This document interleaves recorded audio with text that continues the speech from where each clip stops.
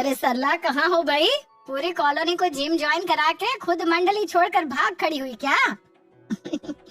अरे नहीं, वो बात बिल्कुल नहीं है। तुम तो जानती हो मुझे एक्सरसाइज करना, फिट रहना कितना पसंद है। बस आजकल ना समय ही नहीं निकाल पा रही हूँ तुम लोगों के साथ जिम आने का। अरे ये क्या बात हुई भला? बेटे की शादी करके मैं तो रिटायरमेंट का मजा लूंगी, ये बात तो तू ही कहा करती थी ना, फिर क्या हुआ? बस मेरे घर की कहानी तू ना ही पूछे तो बेहतर होगा। जब शादी करके इस घर में आई थी ना, तब से दिन के कम से कम 10 घंटे रसोई में बिता रही हूँ। पहले तो सास एक नंबर की चटोरी मिली, आधा जीवन उनकी फरमाइश पूरी करने में बीत गया और बाकी का बचा आधा जीवन बच्चों की फरमाइश में। अब 55 साल की उम्र में बड़े अरमानों से बेटे की शादी करके बहू लाई थी कि कम से कम अब तो सुकून से 2 रोटी खाने को मिलेगी। लेकिन भाई किसी किसी की किस्मत ना भगवान काली स्याही से ही लिखते हैं। मेरे जीवन में तो सुख नाम की कोई चीज ही नहीं है। अरे अपने लिए थोड़ा समय निकलेगा, इसी खुशी में मैंने तुम सबके साथ मिलकर किटी पार्टी, जिम, सारी चीज ऑर्गेनाइज की। लेकिन देख मैं ही नहीं पहुंच पा रही हूँ। अरे लेकिन हुआ क्या, ये तो बता। तेरी बहू खाना नहीं बनाती क्या? अरे बहू खाना तो तब बनाएगी ना जब उसे खाना बनाना आता होगा। एक नंबर की बोडम है मेरी बहू। खाना बनाना तो दूर की बात है, लाइटर से गैस जलाने को बोलो ना तो वो भी 3 फुट दूर से जलाती है। ऐसा लगता है गैस कूद के उसके ऊपर चढ़ जाएगी जैसे। एक कप चाय तक का सुख नहीं उसके हाथ से पीने का। पिछले 1 महीने से चाय बनाना सिखा रही हूँ, आज तक एक ढंग की चाय नहीं बना पाई वो। अरे बहन, लेकिन तू तो कह रही थी तेरी बहू पढ़ी लिखी है, सुंदर है, सुशील है, पेंटिंग जानती है। हाँ ये सब जानती है, पढ़ी लिखी भी है और अपने कॉलेज की मेरिट स्टूडेंट है। लेकिन ऐसी पढ़ाई लिखाई का क्या मैं अचार डालूं जो मुझे 1 कप चाय का भी सुख ना मिले। अगर तेरे बहू 1 कप चाय भी नहीं बना सकती तो क्या तू जीवन भर उसे बिठा कर खिलाएगी? एक मेड क्यों नहीं रख लेती जो आकर खाना बनाए, पूरे परिवार की समस्या ही हल हो जाए? इतना आसान नहीं है वृंदा। अरे कोई ढंग का खाना बनाने वाली कुक मिलती ही नहीं। किसी को रोटी ढंग से बनानी नहीं आती तो किसी को सब्जी, और सबसे बड़ी बात मेरे दोनों बच्चे और पति देव किसी भी मेड को 2 दिन से ज्यादा टिकने ही नहीं देते। कुल मिलाकर खाना पीना सब मेरे ही जिम्मे आ गया है। और सबसे बड़ी बात उससे खाना बनाना तो आता नहीं, पर शौक इतने बड़े बड़े। दिन भर कभी कहेगी मम्मी जी चिप्स खिला दो, कभी कहेगी आलू के पराठे बना दो, कभी पूड़ी तो कभी कचौड़ी। अरे समय ही कहाँ बचता है तुम लोगों से मिलने का। सहेली की बात सुनकर वृंदा को अब बड़ी चिंता हो गई थी। घर जाकर वो अपने पति शंभू से कहती है, सुनते हैं जी, मेरी सहेली सरला है ना, बड़ा फ्रॉड हो गया उसके साथ। अरे क्या हुआ, तुम्हारी फ्रेंड का भी अकाउंट खाली हो गया क्या? जरूर किसी को अपना OTP बताया होगा।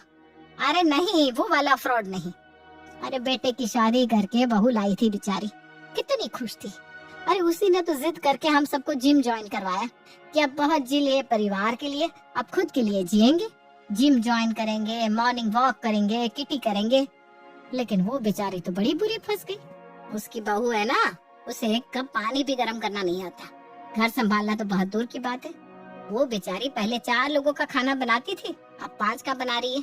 अरे भाई तो क्या हो गया, बहू भी तो बेटी होती है, बना कर खिला भी रही है, तो इसमें फ्रॉड वाली क्या बात है? अरे कमाल की बात करते हैं जी आप। इंसान सारी उम्र घर गृहस्थी में पीसने के बाद इसी उम्मीद से तो बहू लाता है ना कि अपनी जिम्मेदारियां उसे सौंप कर कुछ दिन सुकून से जिएंगे। आप लोग भी तो 60 साल की उम्र के बाद ऑफिस से रिटायरमेंट ले लेते हो ना, तो हम औरतें क्या इंसान नहीं है? हमें 2 पल का आराम नहीं चाहिए? अरे भगवान, तुम अपनी सहेली के घर का झगड़ा मुझ पर क्यों थोप रही हो? मुझे कोई दिक्कत नहीं है, तुम चाहे अपनी बहू से रोटी बनवाओ या घर सिजवाओ, मुझे इसमें क्या दिक्कत हो सकती है? हमें तो 2 रोटी चाहिए, समय से खाने को मिल जाए बस। अब तुम बनाओ या तुम्हारी बहू, उससे कोई मतलब नहीं है। इनको तो कोई फर्क नहीं पड़ेगा, लेकिन मेरे घर अगर सल्ला जैसी बहू आ गई ना तो मुझे जरूर फर्क पड़ जाएगा। इसलिए अब मैं अपने बेटे के लिए जो भी लड़की देखने जाऊंगी उससे शुरुआत में ही पूछ लूंगी, खाना बनाना जानती है या नहीं। अरे कोई 2-4 दिन की बात थोड़ी ना है। जीवन भर बहू को बिठाकर रोटियां खिलाने की ताकत मुझ में तो नहीं है भाई। कुछ दिनों में वृंदा अपने बेटे दिव्या के लिए दीक्षा को देखने उसके घर जाती है। लड़की तो बहुत अच्छी है मम्मी, मुझे बहुत पसंद है। अरे चुप रह तू, शक्ल से कुछ नहीं होता बेटा, हम सोच समझ कर ही जवाब देंगे। बेटा घर के काम करना तो जानती हो ना। देखो शादी के बाद चाहे लड़की नौकरी करे या ना करे, लेकिन घर के काम तो हर लड़की को करने ही पड़ते हैं। तुम घर गृहस्थी के काम, खाना बनाना सब जानती हो ना बेटा? जी मैं खाना बनाना जानती हूँ और घर के सारे काम भी कर लेती हूँ। फिर ठीक है, हमें लड़की पसंद है भाई। सारी बातें क्लियर करने के बाद वृंदा दीक्षा को बहू बनाकर अपने घर ले आती है। शादी के 1 सप्ताह के बाद। दीक्षा बहू, वैसे तो तुम खाना बढ़िया बना लेती हो भाई, तुम्हारे हाथ का खाना खाकर मजा ही आ जाता है हमको। लेकिन एक बात बताओ, ये रोज रोज तुम चावल बनाकर क्यों रख देती हो? अरे भाई इतना चावल का शौकीन कोई नहीं है घर में। वो तो शुरू शुरू में संकोच में कोई कुछ कह नहीं पा रहा है, वरना हमारे घर में तो चावल कभी हफ्ता 10 दिन में एक ही बार बनता है। तुम ऐसा करो बेटा, अब कल से ना रोटियां सेक लिया करो। क्या रोटियाँ? हाँ बेटा रोटियां। लेकिन रोटी का नाम सुनकर तुम ऐसे क्यों चौंक रही हो, जैसे तुमने पहली बार ये नाम सुना हो? वो माँ जी क्या है ना कि रोटी बनाने के लिए पहले तो आटा गूंदना पड़ता है। हाँ तो गूंद लो ना, किससे रोका है? नहीं वो क्या है ना, मैं आटा नहीं गूंद पाऊंगी। क्या? तुम क्यों नहीं गूंद पाओगी? ऐसा भी क्या रॉकेट साइंस है इसमें? नहीं माँ जी वो बात नहीं है, वो क्या है ना मेरी कमर में बहुत दर्द है और डॉक्टर ने मुझे आटा गूंदने से मना किया है। अरे भाई अभी कल तक तो तुम बिल्कुल भली चंगी थी, दौड़ दौड़ कर सारे काम कर रही थी। अभी अचानक से तुम्हारी कमर में दर्द कैसे हो गया? और आज से पहले तो तुमने कभी बताया नहीं कि तुम्हारी कमर में दर्द रहता है। हाँ वो दर्द तो रहता है माँ जी, मैंने सोचा क्या आपको परेशान करना, बस इसीलिए आपको नहीं बताया था। प्लीज आप चावल खाकर काम चला लीजिए ना। अब बहू की कमर दर्द की बात सुनकर तो सास के पास चावल खाने के अलावा और कोई चारा ही नहीं बचा था। अरे मम्मी क्या है ये, अभी आलू बैंगन की सब्जी के साथ मैं चावल खाऊंगा क्या? ठीक है छोले राजमा कढ़ी के साथ इंसान चावल खा लेता है, लेकिन अब सूखी आलू बैंगन और आलू परवल के साथ भी मुझे चावल खिलाओगे? अरे बेटा इस बात का जवाब तो अपनी बीवी से ही मांग, खाना तो वही बना रही है ना आजकल। माँ का जमाना गया बेटा, अब अच्छा बुरा जो भी कहना है बीवी से कहा करो। क्या है दीक्षा, तुम रोज रोज चावल बना कर रख देती हो। पहली बात तो तुम ये सुन लो, मुझे चावल बिल्कुल पसंद नहीं है। और ठीक है कभी कभार टेस्ट के लिए खा सकते हैं, लेकिन ये दिन के तीनों टाइम चावल खाना मेरे बस का नहीं है। देखिए दिव्या जी मैं पहले ही माँ जी को बता चुकी हूँ कि मैं रोटी इसलिए नहीं बना पा रही हूँ क्योंकि रोटी बनाने के पहले आटा गूंथना पड़ता है और मैं आटा नहीं गूंथ सकती। क्यों नहीं गूंथ सकती? आटे में ऐसा क्या है? मैंने बताया था माँ जी को, मेरी कमर में दर्द रहता है, आटा मलने से मेरी कमर का दर्द और भी बढ़ जाता है। देख बेटा ऐसा है कि अभी 25 साल की उम्र में अगर तेरी कमर में दर्द रहने लगा है ना, तो तू जाकर पहले डॉक्टर को दिखा दे। घर के काम तो होते रहेंगे, और बेटा ये कोई 2-4 दिन की तो बात है नहीं। इस घर में जीवन भर कोई चावल खाकर काम नहीं चला सकता, इसलिए कमर के दर्द का इलाज कराओ और तरीके से रोटी सब्जी बनाकर सबको खिलाओ। कौन सा शहर में डॉक्टरों का अकाल पड़ा है? वहाँ जरा सा कमर का दर्द ही तो है, कितने दिन रहेगा? और ये माँ जी तो किसी भी तरह से बोतल में उतरने को तैयार ही नहीं हो रही। अब क्या करूँ मैं?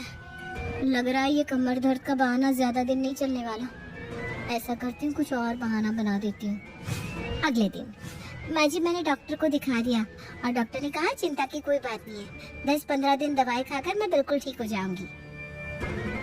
चल ठीक है, 10-15 दिन और सही।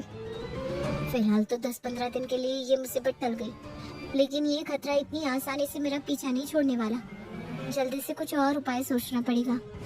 10 दिन बाद। अरे बहू ये तेरे हाथ में क्या हो गया? पट्टी क्यों बांध रखी है? क्या बताऊं, आज दोपहर में आप सो रही थी ना, तो मैं किचन में अपने लिए नींबू पानी बनाने के लिए उठी थी। बस उसी समय चाकू से मेरी उंगली कट गई, बहुत खून बहा है। फिलहाल तो मैंने पट्टी कर लिया, लेकिन दर्द बहुत हो रहा है। अरे बेटा सावधानी से काम करना चाहिए ना। चल कोई बात नहीं, 2-4 दिन में तो उंगली ठीक हो ही जाएगी। तब तक आप लोग चावल से काम चला लोगे ना? हाँ बेटा चला लेंगे, अब और कोई रास्ता भी तो नहीं है। आटा गूंथने से बचने के लिए दीक्षा हाथ की उंगली कटने का नाटक करती है और इस तरह 1 सप्ताह और बीत जाता है। अरे बेटा अभी सुबह तक तो तूने उंगली में पट्टी बांध रखी थी, अभी बैंडेज हटाई तो गरम पट्टी लपेट ली। चक्कर क्या है? क्या बताऊं माँ जी, लगता है मेरा समय खराब चल रहा है। मेरी वो उंगली तो ठीक हो गई, लेकिन आज बाथरूम में नहाते समय मैं फिसल कर गिर पड़ी और मेरा हाथ जाकर जमीन में लग गया। बहुत सूजन आ गई है माँ जी, और बहुत दर्द भी हो रहा है, हाथ उठाया ही नहीं जा रहा। अरे ये क्या ड्रामा चल रहा है?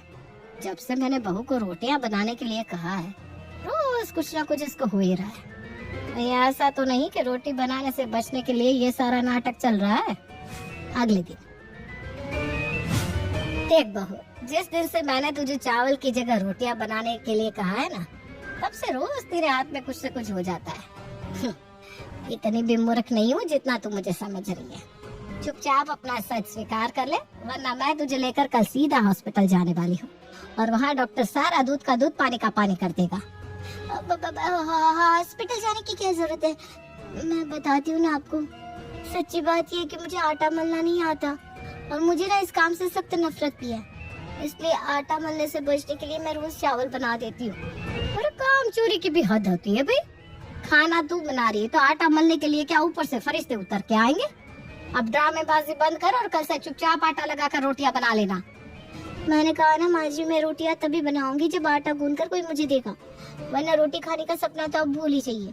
मैं आपके घर की बहू हूँ, कोई नौकरानी नहीं हूँ जिसके ऊपर आप धौंस चलाकर कुछ भी काम करवा लेंगे। ला, ये तो सरला के घर वाली कहानी मेरे घर में भी दोहराई जानी शुरू हो गई। अरे मैंने इतना छान छान के बहू लाई, लेकिन फिर भी मुझे मिला किरकिराई। क्या करूं समझ में नहीं आ रहा। अरे मम्मी, अगर उसको आटा गूंदना नहीं आता तो आप आटा मल कर दे दिया करो ना उसको, बाकी काम तो वो कर रही है ना।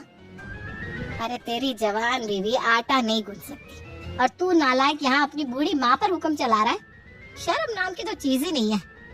अरे इतना ही जोश चढ़ाए तो जाकर अपनी बीवी से बोल, उससे कह कि थोड़ा हाथ पैर हिलाए और घर के काम सीखे। पिछले 1 महीने से रोज रोज चावल खाकर वृंदा भी थक चुकी थी, इसलिए फिलहाल तो उसने बहू को आटा गूंद कर दे दिया। 3 दिन बाद, देख बहू, अब मैं 3 दिन से दिन में 3-3 बार तेरे सामने खड़े होकर आटा गूंद रही हूँ ना, अब तो तुझे आता ही होगा आटा गूंदना है। ऐसा कौन सा गणित का सूत्र याद करना है आटा मलने के लिए? तो कोशिश करके देखेगी ना, तो ऐसा हो ही नहीं सकता कि तुझे आटा गूंदना ना आए। देखो दिव्या, आज तो मैं फिर से चावल ही खाने होंगे, क्योंकि माँ जी ने आटा गूंद कर देने से मना कर दिया है, और जब तक वो आटा नहीं मलेंगे मैं रोटी नहीं बना सकती। अरे मैं तो परेशान हो गया हूँ तुम दोनों सास बहू की रोज रोज की इस आटा महाभारत से। ऐसा करो, रोटी बनाने के लिए एक मेड लगा लो। तुम लोगों की रोज रोज की कहानी सुनने से तो अच्छा है कि 2-3 हजार रुपए की एक मेड ही लगवा ले, कम से कम सुकून से गर्मा गर्म रोटी तो खाने को मिलेगी। हाँ हाँ ठीक है, खर्च करो पैसे और खाओ गर्मा गर्म रोटी। मैंने भी कोई जीवन भर सबको रोटियां बेल कर खिलाने का ठेका नहीं ले रखा। अगले दिन एक काम वाली घर पर आती है। देख, बाकी का काम करने के लिए तो घर में पहले से ही काम वाली लगी हुई है, हमें बस रोटियां बनवानी है। तू बता, रोटी बनाने का कितना लेगी? मेम साहब, ऐसा है कि मैं रोटी तो बना के देगी, लेकिन आटा गूंदना मेरे को एकदम ही पसंद नहीं है, इसलिए आटा तुमको ही गूंद कर देना पड़ेगा। तुम आटा लगा कर देगी तो मैं पटापट रोटी बनाकर खिला देगी। ला कर लो बा, अब तुझे भी आटा गूंद कर मैं दूं, तो तुझे क्या फोड़े पर घिसने के लिए बुलाया है मैंने? सारी महाभारत तो आटे की है, और तू कह रही है कि तू आटा नहीं मिलेगी। और ये तो वही बात हो गई ना कि नौकरों को चाकर चाहिए तब काम होगा। जा, हमें नहीं बनवानी तुझसे रोटी। अरे मम्मी, आटा गूंदने में ऐसी क्या दिक्कत है कि उससे हर कोई दूर भाग रहा है? बताइए, पैसे लेकर काम वाली भी आटा गूंदने को तैयार नहीं है। बिल्कुल हद हो गई अब तो। अच्छा, तुम्हें इतना ही आसान काम लगता है तो खुद क्यों नहीं गूंद लेती? मैं अपने ब्रांच का हेड हूँ, मैं अगर इतनी बड़ी ब्रांच को अकेले हैंडल कर सकता हूँ ना, तो तुम्हारा आटा भी गूंद सकता हूँ। लाओ, दो मुझे आटा, मैं गूंद कर दिखाता हूँ। पत्नी की उकसाने पर देवी एक बर्तन में आटा और पानी लेकर आटा गूंदने के लिए खड़ा हो जाता है। अरे मम्मी, ये तो सारा आटा मेरे हाथ में चिपक गया, क्या बवाल है ये? अरे आटा है, घूरने से नहीं गूंदने से सेट होगा। थोड़ा और पानी मिला इसमें। माँ की इतना कहते ही दिव्या पूरा लोटा पानी आटे में उड़ेल देता है। अरे मम्मी, ये परात में तो पानी की नदी बन गई है। अरे बेटा, थोड़ा आटा मिला इसमें, क्या कर दिया तूने आटे का? अब तो बेचारा दिव्या अगले आधे घंटे तक कभी आटे में पानी मिलाता तो कभी पानी में आटा। आखिरकार आधे घंटे बाद थक कर वो आटे की परात को दूर धकेल देता है। मम्मी, आप ही गूंदो। बस निकल गई ना सारी हिकड़ी। आज के बाद मुझ पर प्रेशर मत बनाना रोटियां बनाने के लिए। खुद से ही काम नहीं होता और चले मुझे बातें सुनाने। जब तुम जवान बच्चे हिम्मत हार गए तो मुझसे तो कोई उम्मीद ही मत करना। अरे सीनियर सिटीजन की कुछ इज्जत होती है या नहीं? अरे भाई ये खतरों के खिलाड़ी खेल लिया हो तुम सबने, तो अब कोई बताएगा कि कब तक रोटियां बन जाएगी? अरे पापा छोड़ो ना ये रोटी वोटी का चक्कर। दीक्षा बिल्कुल ठीक कहती है, चावल बना लेते हैं। और पता है इतने दिनों से चावल खाते खाते अब मुझे ना चावल ही अच्छे लगने लगे हैं। तो सुना तो था कि समय आने पर लोग गधे को बाप बना लेते हैं, लेकिन देख आज रहा। ठीक है बेटा, जीते रहो जीते रहो।